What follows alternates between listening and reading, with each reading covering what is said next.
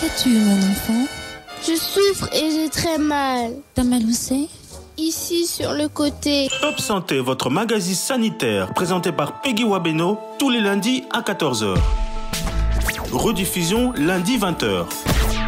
Pour tout contact, Top Santé Top Congo @gmail.com ou contactez-nous au 082 280 1500. Top Congo FM, elle a tout d'une grande. Les sages-femmes sont souvent le premier point de contact pour les femmes enceintes et sont stratégiquement placées pour fournir des soins aux femmes et à leurs nouveau-nés tout au long du continuum de l'accouchement de manière autonome, en collaboration si nécessaire avec d'autres professionnels. Mais quelle place occupent-elles pour la réussite de la gratuité de la maternité? C'est la grande interrogation à laquelle nos invités vont tenter de répondre dans cette émission. Nous recevons donc aujourd'hui Louis Lubieno Okieng et Jean-Paul Kassombo Okalinga, respectivement, secrétaire général et secrétaire général adjoint en charge de projets et développement des syndicats nationaux des sages-femmes de la RDC. Bonjour messieurs et bienvenue dans Top Santé. Bonjour madame. Merci beaucoup. Voilà, mesdames et messieurs, chers amis de Top Santé, chers téléspectateurs, bonjour à tous et bienvenue dans Top Santé, votre magazine sur Top Congo FM. Merci d'être avec nous. Alors, papa, lui, c'est qui la sage-femme et quel est son rôle? Merci beaucoup, madame Peggy, pour la question. La sage-femme, nous n'allons pas donner une définition académique. Nous allons nous référer à la loi parce que vous savez que depuis novembre 2023 que le président de la République a signé l'ordonnance instituant l'ordre des sages-femmes, il y a une définition claire qui est ressortie de cette loi-là.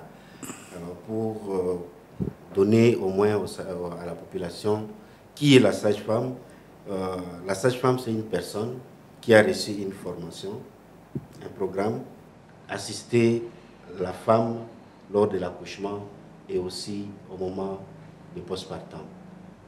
En gros, nous pouvons donner ça comme définition. Donc, c'est une personne qui est formée pour accompagner la femme pendant la grossesse, pendant l'accouchement, dans le postpartum et en gros, il s'occupe de la santé sexuelle et reproductive de la femme, de l'enfant et des adolescents. Qu'est-ce qui la différencie avec l'infirmier?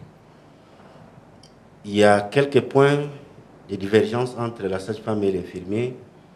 Vous devez savoir d'abord que la sage-femme, c'est une profession médicale. La sage-femme est un professionnel médical à compétences définies. La sage-femme, c'est une spécialiste en obstétrique physiologique et en gynéco-préventive. Tandis que l'infirmier il est dans la profession paramédicale et la sage-femme s'occupe d'une personne en bonne santé, parce que la grossesse n'est pas une maladie, l'accouchement non plus, pendant que l'infirmier s'occupe d'une personne malade. Il s'occupe du malade. C'est comme les médecins s'occupent de la maladie, l'infirmier s'occupe de la maladie, du malade et la sage-femme s'occupe d'une personne en bonne santé. L'infirmier fait l'art de donner soin, pendant que la sage-femme fait l'art de prendre soin. Donc nous sommes différents et les médecins guérissent. Voilà un peu quelques éléments de différence par rapport à nos trois professeurs. Papa Jean-Paul? Oui, je voulais aussi ajouter à ce que M. Louis vient de dire, camarade Louis vient de dire, que l'AICM, c'est la Confédération internationale des sages-femmes, elle définit la sage-femme comme une personne. Une personne qui peut être une femme, une personne qui peut être un homme et qui s'occupe de la sage-femme. À partir de la Qui s'occupe de la femme enceinte? Non, ce n'est pas seulement la femme enceinte. Une femme en âge de procréer, hein, oui, jusqu'à 42 jours après l'accouchement. Ça, nous sommes dans les champs de la sage-femme. C'est pourquoi, vous voyez, vous ne serez pas étonné de recevoir les hommes qui s'appellent sage-femme. Justement. Oui, parce que sage-femme, la sage-là, c'est la personne qui donne les soins. Tandis que femme, c'est la personne chez qui ces soins-là sont fournis. Voilà pourquoi les mots composés sage-femme. Parce qu'auparavant, quand on parlait de la sage-femme, on voyait beaucoup plus les femmes, les vieilles mamans qui assistaient à l'accouchement. Mais aujourd'hui, ce n'est plus le cas. Oui, ce n'est plus le cas, Madame Peggy. Mais malheureusement, cette confusion persiste. Cette confusion persiste dans les têtes ou dans la tête de nos compatriotes. Vous parlez des sages-femmes, ils sont en train de vous bouder. Ils font référence aux matrones qui ont existé autrefois et ils pensent que les sages-femmes ne connaissent rien, c'est qui encore, c'est qui, alors qu'on vient de vous dire que c'est une personne qui a suivi une formation dûment reconnue par son pays. Alors, Papa, lui, en RDC aujourd'hui, on dénombre combien de sages-femmes formées? Merci beaucoup, parce que même reconnu par la loi telle que je venais d'évoquer, en RDC, nous avons 3 catégories de sages-femmes qui sont reconnues au niveau de la loi. Nous avons des obstétriciens qui étaient formés du côté de l'Est. Nous avons des accoucheuses qui ont été formées du côté de l'Ouest. Et aujourd'hui, les sages-femmes réformées par les nouveaux programmes qui étaient mis en place depuis 2013. Et ensemble, sur les 3 catégories, nous dénombrons plus ou moins 10 000 sages-femmes sur l'ensemble du pays. Insuffisant? Tellement insuffisant parce que si nous prenons les statistiques telles que recommandées par l'AICM, il faut au moins 2 sages-femmes pour 1000 habitants. Alors, si nous prenons la RDC, aujourd'hui, les estimations, on parle de 100 000 habitants. Avec 100 000, si vous divisez par D pour trouver le nombre de sages-femmes. Donc, ça ne représente absolument rien, c'est une goutte d'eau dans l'océan. Papa Kassombo, qu'est-ce qui fait qu'il y ait moins de sages-femmes? Est-ce que c'est le fait que les gens ne suivent pas cette filière ou bien c'est quoi le problème?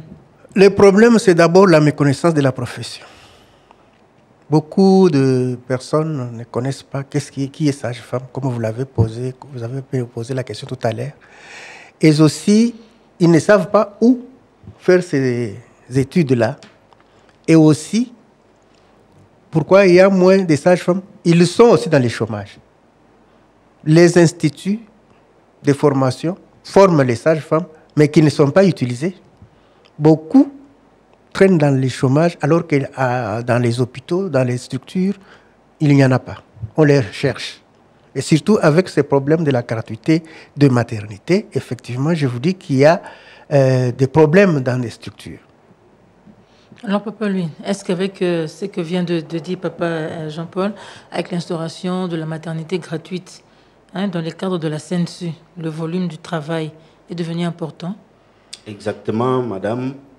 Vous savez qu'avec la gratuité, la sage-femme a maintenant le travail a, si pas triplé, quadruplé, je ne sais pas quoi encore dire au-delà de ça, parce qu'il y a des femmes qui accouchent à la maison, et surtout qu'on a sélectionné que certaines maternités pour assurer la gratuité. Et les femmes vont maintenant s'orienter là où il y a la gratuité. Et avec le nombre insuffisant de sages-femmes, ça fait en sorte que la charge de travail devient tellement lourde à la sage-femme, où il peut se retrouver avec 4, 5, 10 femmes, ou 15 même dans certaines maternités, et les seuls où ils sont en 2. Et nous demandons, parce que c'est un programme du chef de l'État, si nous voulons la qualité, il faut accroître les effectifs des sages-femmes. Parce qu'on ne peut pas faire la qualité avec un effectif qui est tellement insuffisant. Donc il faut accroître pour essayer un peu de diminuer. C'est comme a dit mon collègue, il n'y a pas assez de sages-femmes et les sages-femmes sont en chômage. Moi, en tant que secrétaire général, nous avons recensé à travers le pays plus de 2000 sages-femmes en chômage qui cherchent à être affectées, mais ils sont encore à la rue. Pourquoi? Parce qu'il y a un moratoire que les VPM de la fonction publique avaient donné en 2022, qu'on ne devrait plus embaucher au niveau de la fonction publique. Et pourtant, la sage-femme, c'est une ressource spécifique. Même si on peut interdire d'engager, mais il y a une catégorie qui devrait être embauchée. Et nous avons fait le suivi au niveau du cabinet de VPM. On nous a rassurés pour dire de la fonction publique, l'IAO. On nous a rassurés que le moratoire ne concernait pas tout le monde. Il y a des catégories professionnelles qui sont spécifiques qu'on peut engager. Donc, c'est à notre ministre de la Santé d'écrire au VPM de la fonction publique pour solliciter cette dérogation. Et même, on a été avec la première direction, on a demandé qu'on puisse faire cette dérogation. C'est le ministre qui devrait demander la dérogation pour une catégorie spécifique qui est nécessaire pour la réussite de la gratuité de la maternité. Et ce moratoire, 2 ans après, il n'a pas expiré? CAE, selon les informations que nous avons eues, c'était juste pour mettre de l'ordre parce que tout le monde est engagé. Et surtout lorsqu'on a parlé de la décentralisation, les gouverneurs, les chefs de division, tout le monde engagé en désordre. C'était pour essayer un peu d'orienter. Et nous, les sages-femmes, nous demandons au vice-premier ministre, ministre de la fonction publique, que les sages-femmes sont prêts d'accompagner les programmes des chefs de l'État et ils sont prêts d'aller travailler partout à travers les pays.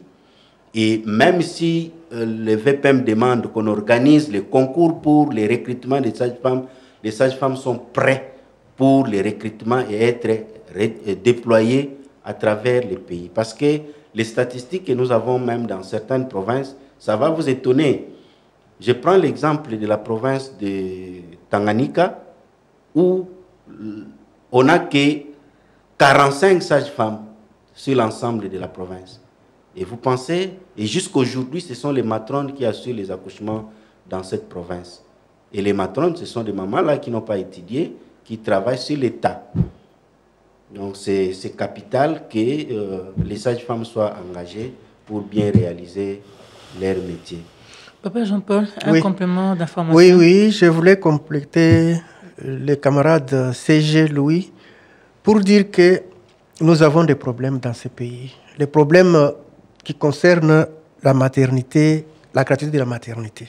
Un programme sanitaire lancé par les chefs de l'État, mais seulement qui est utilisé sans toutefois que la personne, le maillon, pièce maîtresse, ne soit contactée. Madame Peggy Wabeno, vous-même, vous avez assisté à un scénario. Vous avez vu 4 femmes qui sont venues pour accoucher et la sage-femme était seule. Vous avez posé la question pour savoir ce qu'il y a comme difficulté, ce qu'il y a comme défi, ce qu'il y a. Écoutez, nous avons des problèmes. C'est cette sage-femme-là seule, devant 4 femmes qui sont venues pour accoucher. Il va faire quoi? Quelle sera la qualité des soins? C'est pourquoi nous sommes en train de nous plaindre. Nous sommes en train de nous plaindre pour les sages-femmes qui chôment alors que dans les hôpitaux, il n'y en a pas. Nous devons sauver, réduire la mortalité maternelle et infantile. Mais est-ce qu'on peut le faire seul? Est-ce que l'autre gouvernement a pensé à la personne qui peut être là à côté de la femme pour surveiller, pour l'accompagner jusqu'à la fin, sans qu'il y ait danger? Mais lorsque vous êtes seul et qu'il y a 4 femmes qui se présentent, vous voyez ce que ça fait? La qualité diminue, la sage-femme est surchargée et en plus de cela, ajoutez aussi quelque chose que nous allons parler peut-être plus tard, je ne sais pas si vous avez prévu ça comme question, l'approvisionnement en médicaments. On le dira. Oui. Donc la sage-femme est là, il est disposé à faire le travail, mais les conditions ne permettent pas. Mais selon les chiffres qui ont été communiqués par le ministère de la Santé, au moins 320 centres de santé et 50 hôpitaux généraux de référence sont concernés dans le programme de la gratuité de la maternité. Donc, dans tous ces établissements-là, il n'y a pas assez de sages-femmes. Effectivement, oui. Nous dirons oui. Parce que même à Kinshasa, ici, lorsque nous avons fait l'enquête, nous avons dû former même les sages-femmes et les autres professionnels qui travaillent dans les maternités. On a constaté qu'il n'y a pas assez de sages-femmes qui sont dans ces maternités-là. Et là, nous allons revenir avec la loi telle que nous l'avons évoquée au début. L'article 8 de la loi organisant l'ordre des sages-femmes. La loi dit ceci, l'article dit « Nul ne peut exercer la profession de sage-femme s'il n'est pas inscrit au tableau de l'ordre, s'il n'est pas de la catégorie sage-femme. » Mais apparemment, nous sommes en train de violer la loi que le président de la République a signée en donnant le travail de la sage-femme à d'autres catégories professionnelles. Donc les autres, là, ils n'ont pas qualité. Quand vous dites d'autres catégories professionnelles, vous faites allusion à quelle catégorie? Les infirmiers, les infirmières? Il y a tout le monde qui est à la maternité aujourd'hui qui se disent sage-femme. Et nous, on n'interdit personne. Nous voulons quand même aussi cette expertise-là qui sont à la maternité. Mais nous leur demandons qu'il y ait une porte ouverte pour eux. Parce que la loi est claire. Ils peuvent travailler comme se former. Ils doivent aller faire la reconversion. Nous avons ouvert la porte. Les infirmiers qui veulent rester à la maternité, comme ils se sont habitués, parce que des fois vous allez partir, vous dites, non, moi j'ai fait 8 ans, j'ai fait 10 ans à la maternité. On ne va pas les faire partir, il a quand même de l'expérience, mais il faut qu'il puisse avoir la connaissance pour compléter. Et il y a, à l'ISTEM, on organise la formation de la reconversion pour 18 mois. Ils sont licenciés en LMD comme l'entrée directe. Et cela est aussi dans plusieurs provinces. Donc, on est en train d'organiser cette formation-là pour profiter d'avoir les infirmiers qui sont déjà dans les maternités, qu'ils puissent aller renforcer leurs capacités et revenir à la maternité. Donc, ça nous permettra d'avoir quand même un lot important de sages-femmes pour faire ce travail-là. Au lieu de laisser, vous avez évoqué les chiffres de plus de 300, mais il y a combien de sages-femmes? Parce que nous avons plus de 2000 qui sont en chômage. Et si vous avez les statistiques, on ne peut pas avoir dans une maternité 2 ou 4 sages-femmes. Quelle est la capacité d'accueil de cette maternité-là? Si vous avez la capacité d'accueil de 15 accouchements par jour, vous ne pouvez pas avoir moins de... Parce que même la norme du PNCR, qui est normatif du ministère de la Santé, reconnaît la sage-femme comme la ressource principale. Et on dit au moins, dans un centre de santé, au moins un accouchement doit être assisté par au moins 2 sages-femmes. Maintenant, si vous avez 4 accouchements, 4 femmes qui viennent pour accoucher, et vous avez 2 ou 1 sage-femme, comment ils vont se partager? C'est comme a dit mon collègue. Donc il faut augmenter le nombre de sages-femmes. Et d'ailleurs, les sages-femmes là, qui sont en chômage aujourd'hui, ils sont formés par la demande du ministère de la Santé. Si je me rappelle, en 2010, lorsque nous sommes allés réformer le programme, c'est le ministère de la Santé qui a demandé puisqu'on puisse former les sages-femmes de manière à atteindre les objectifs du millénaire à l'époque, en 2015, que nous n'avons pas atteint. Et aujourd'hui, on est avec les ODD. L'ODD 3 demande à la RDC de réduire son taux de mortalité à au moins 2 chiffres de 70. En 2014, nous étions à 846 décès par 100 000 naissances vivantes. Aujourd'hui, les statistiques sont en train de montrer que nous tournons tout autour de 550-540. Il nous reste 6 ans pour que les pays présentent les bilans aux Nations Unies. Quel sera le bilan? Si nous continuons avec la lyre telle que nous entrons là, on ne saura pas atteindre. C'est comme ça que nous demandons qu'on implique la sage-femme pour que nous puissions inverser la tendance. Comme ça, en 2030, nous pouvons aller avec des chiffres qui donnent quand même la valeur au pays. Au lieu d'aller avec, rester avec les 3 chiffres. Okay. Alors, papa Jean-Paul, j'aimerais savoir aujourd'hui quelle est la place des matrones. Moi, j'avais dit les vieilles mamans, elles sont expérimentées. Quelle est leur place aujourd'hui dans l'administration à des soins de santé, au nouveau-né et à la femme, dans le cadre de l'accouchement gratuit? Bien, les matrones, si je disais, je suis très rigoureux, je dirais qu'ils n'ont pas de place. Mais ils ont l'expérience. Quelle expérience, bien entendu. C'est cette expérience-là que les gens disent expérience. Mais l'expérience aussi de tuer. Vous comprenez? La science a déjà évolué. Laissez les sages-femmes former. À côté de ces matrones-là, il y a l'expérience, l'expertise, bien entendu. Mais les sages-femmes que nous sommes en train de former dans les institutions-là viennent avec la science. Ces femmes-là nous ont aidés. Ils ont apporté leur service à un certain moment, mais ça ne doit pas continuer. Est-ce qu'elles aussi, elles devraient suivre cette reconversion? Ah, s'il remplit les conditions, bien entendu. Il remplit les conditions. Les matrones sont les A3. Les A3 ne peuvent pas... Il faut commencer par être un infirmier ou une infirmière A2, avoir son diplôme d'État dans les sections exigées pour affronter les études universitaires. Alors, si ces matrones-là, je les ai rencontrées dans des formations, Madame Peggy, elles sont là, j'ai fait 40 ans, j'ai fait 35 ans dans la salle d'accouchement. Mais regardez les soins qu'elle donne. Vous avez du noir sur blanc. Mais elle est là. Moi, c'est moi qui ai même fait accoucher le président de la République.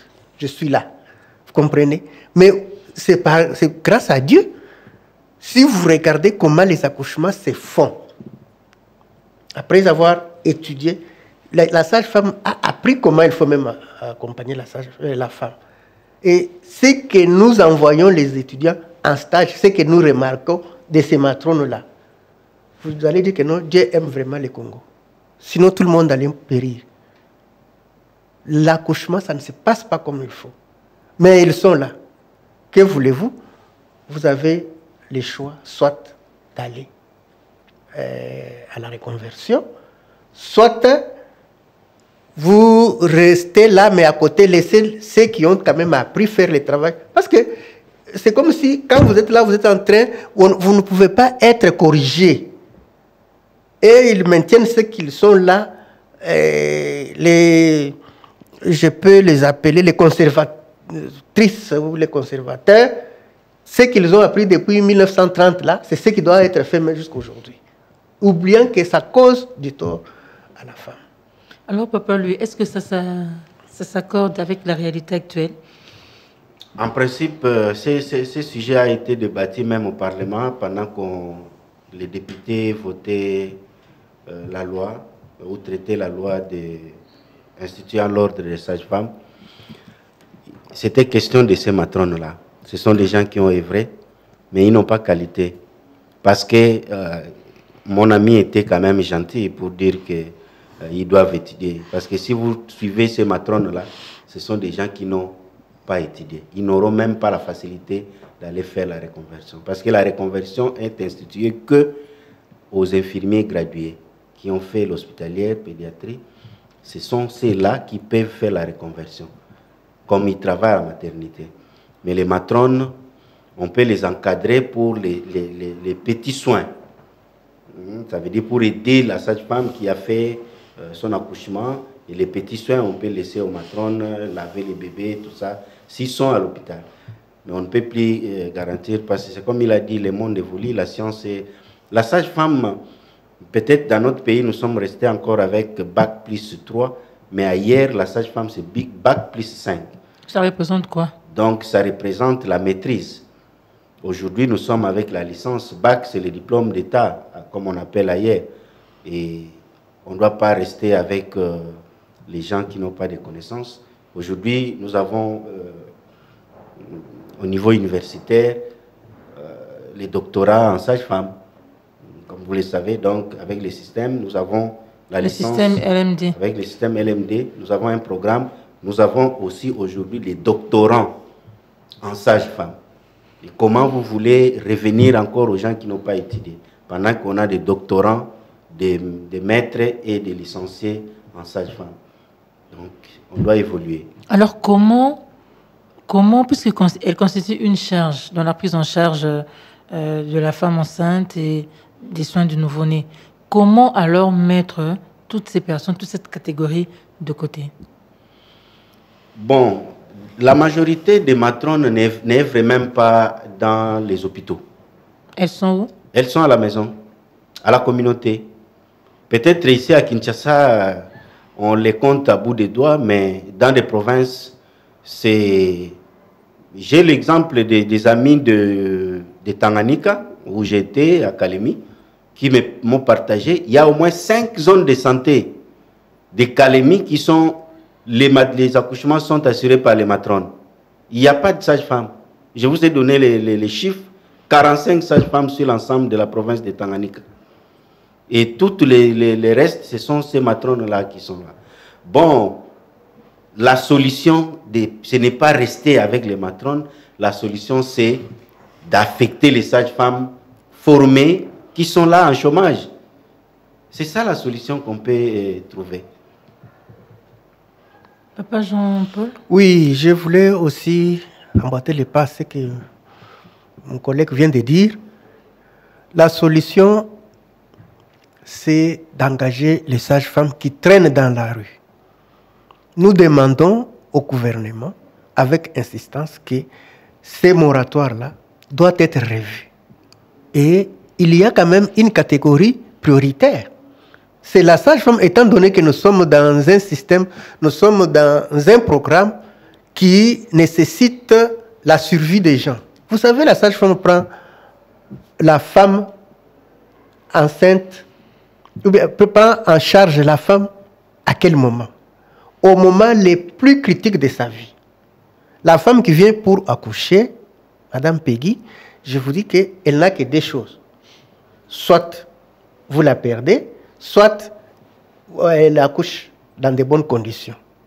Mais il y a une catégorie qui est formée pour ça. On l'appelle sage. Mais les gens ne veulent pas.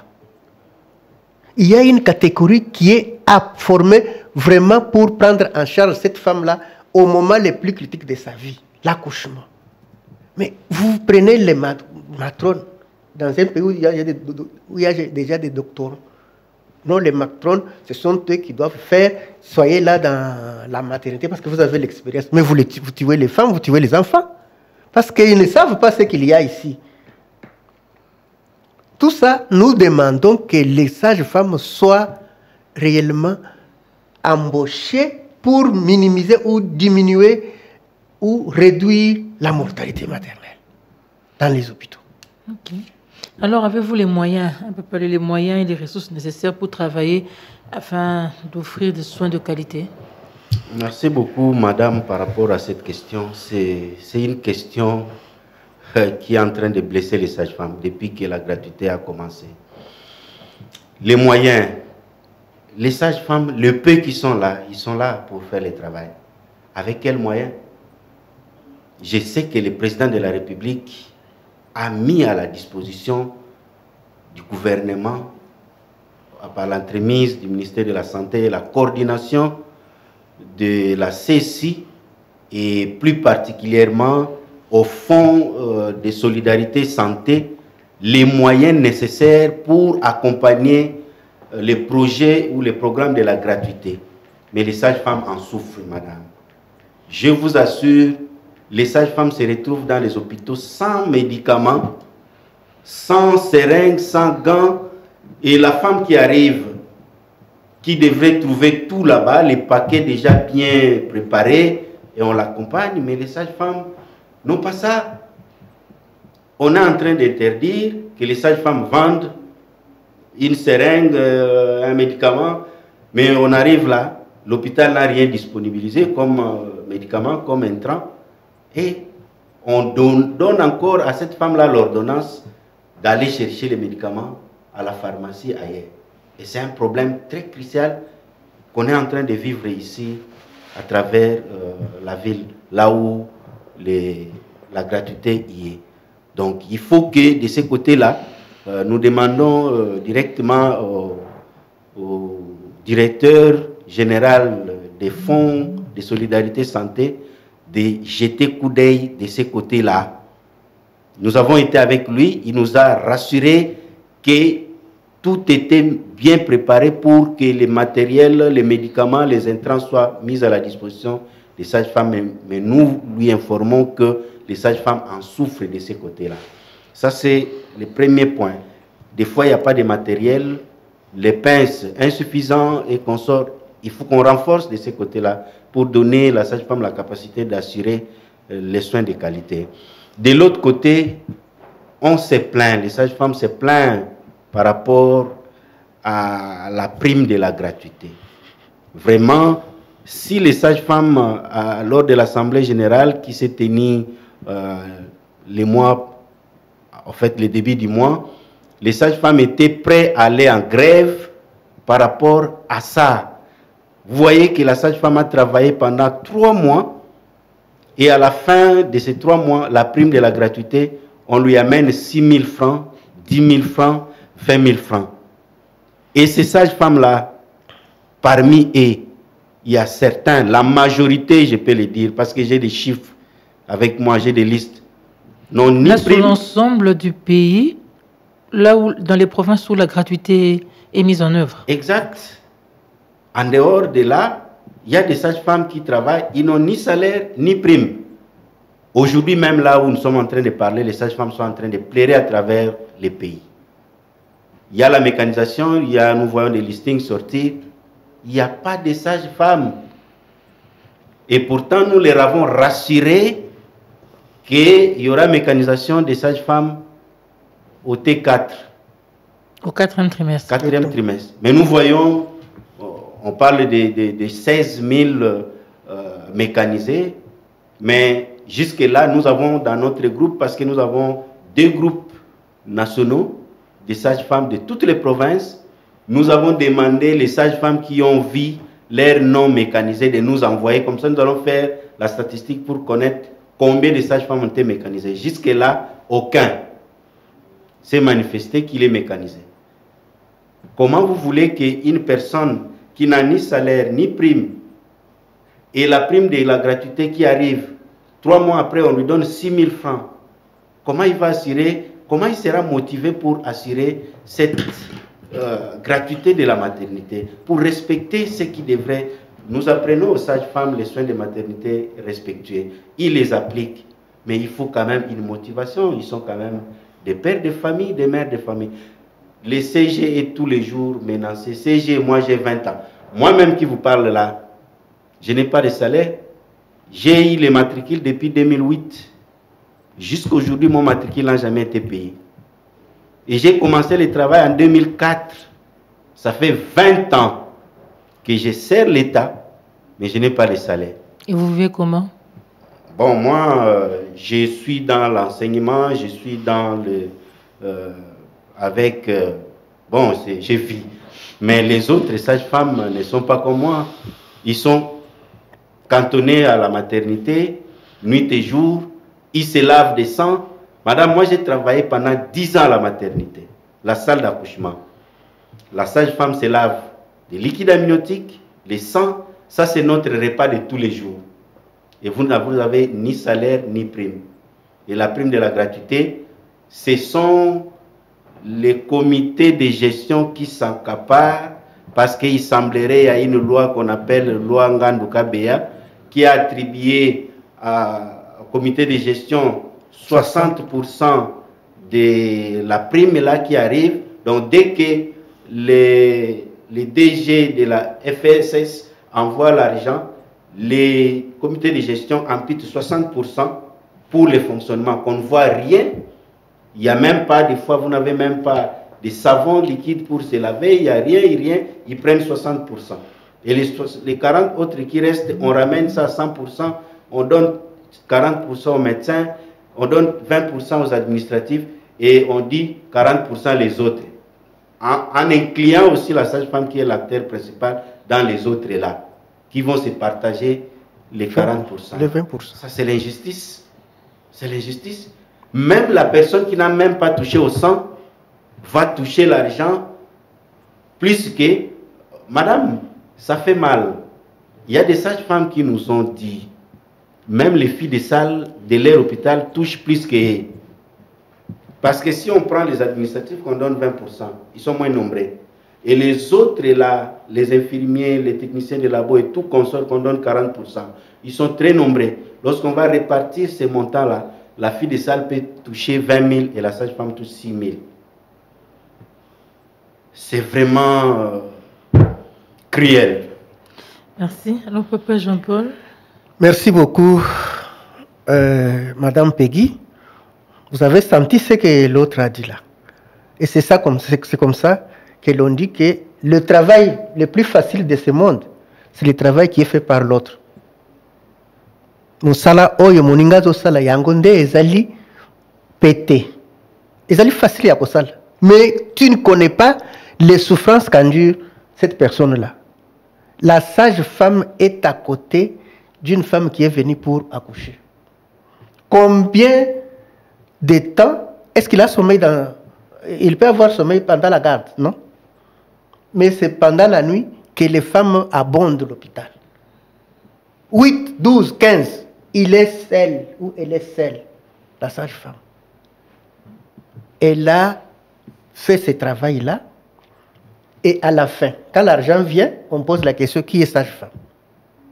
Voilà pourquoi dans notre enquête, nous avons présenté 6 000 francs, 3 500 ici dans la ville de Kinshasa. Ici, pas même à l'intérieur. Il y a les sages-femmes qui touchent 6 000 francs. Qu'est-ce qu'il va faire? Quelle sera la motivation? Nous parlons de médicaments. Il est là disposé, sage-femme, à aider la femme qui est arrivée, à accompagner la femme qui est arrivée. Mais on lui amène quel médicament? Si les médicaments, on vous l'amène, on vous amène les médicaments qui doivent permettre, dont la date de péremption est à peine 2 semaines, 1 mois. On vient vous l'amener, on vous amène ces médicaments-là. La sage-femme regarde, il y a les médicaments qui doivent périmer dans quelques jours. Et la sage-femme est là. J'ai trouvé dans un hôpital de la place, la femme est arrivée pré-éclamptique. La sage-femme, avec cette bonne volonté, avec toutes les techniques possibles, elle va dans la pharmacie, rien, pas de sulfate de magnésium. Elle va faire quoi? On fait l'ordonnance à la famille dit non, c'est la gratuité. Elle croit que la sage-femme a caché les médicaments pour ne pas servir ou bien donner les soins à cette femme-là malade. Voilà les conditions dans lesquelles les sages-femmes se retrouvent. Alors, pas de prime de rémunération, non. Pas de médicaments, pas d'intrants. Oui. Comment est-ce que vous arrivez à travailler? Papa, lui? Bon, c'est la passion. C'est la passion. La sage-femme se débrouille. Il se débrouille avec ce qui se trouve autour de lui. Il y a des techniques. En fait, la sage-femme actuelle, c'est comme ça. Nous avons dit qu'il faut affecter les sages-femmes qui sont bien formées. Aujourd'hui, il y a des techniques que nous apprenons à la sage-femme pour accompagner la femme. Des techniques non médicamentées. Et d'ailleurs, la sage-femme est là pour lutter contre la surmédicalisation de l'accouchement. Nous avons dit que la sage-femme s'occupe d'une personne en bonne santé. La grossesse, l'accouchement n'est pas une maladie.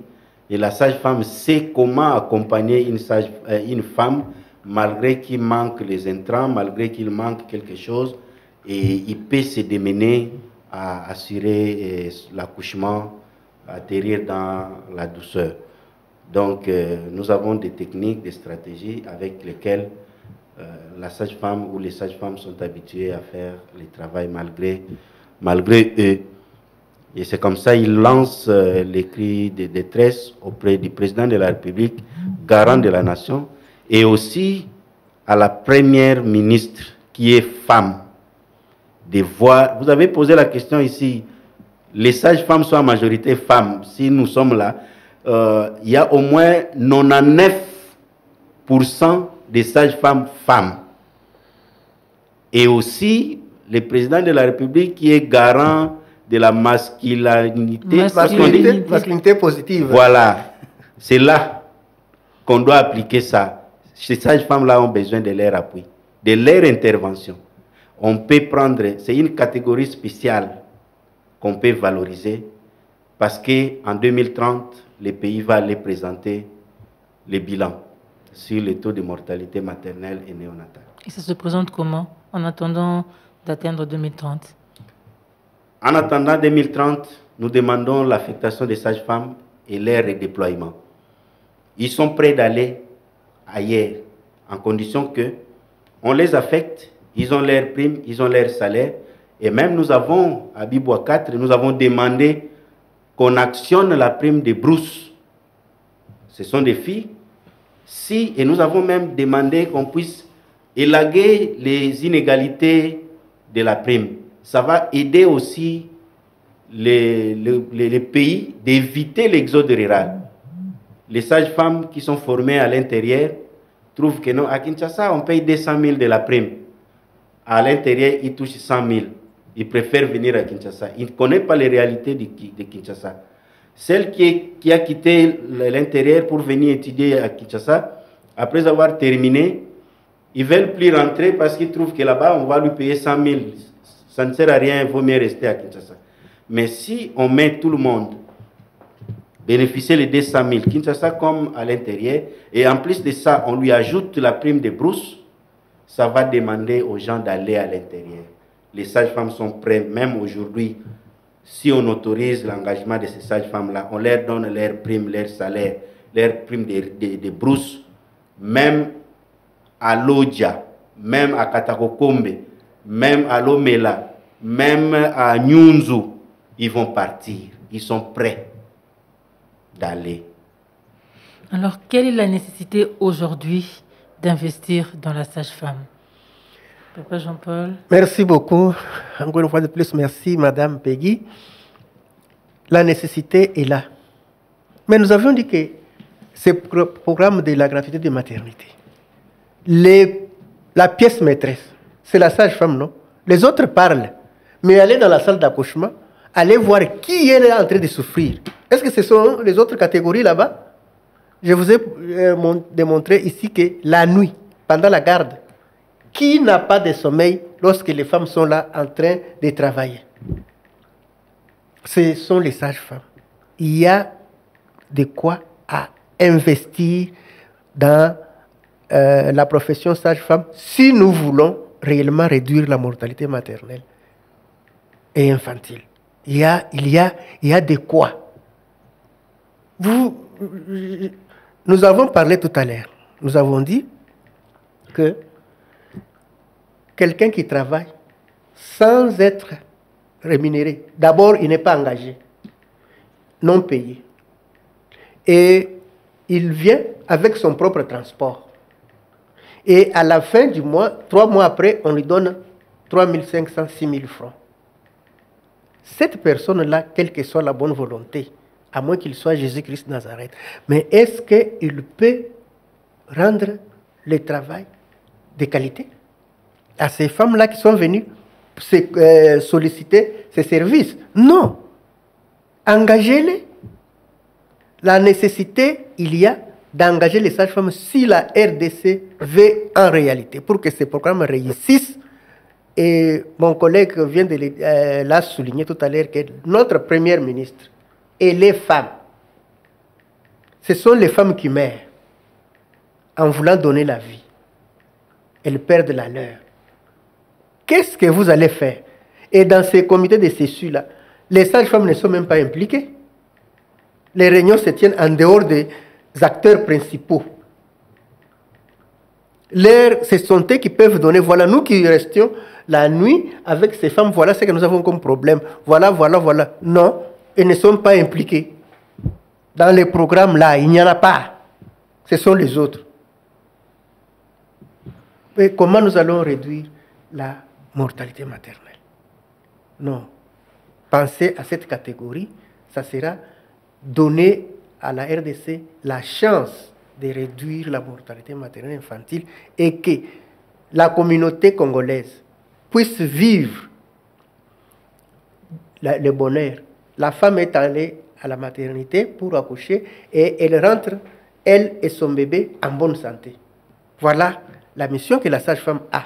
Mais elle doit le faire effectivement lorsqu'elle est aussi bien prise en charge.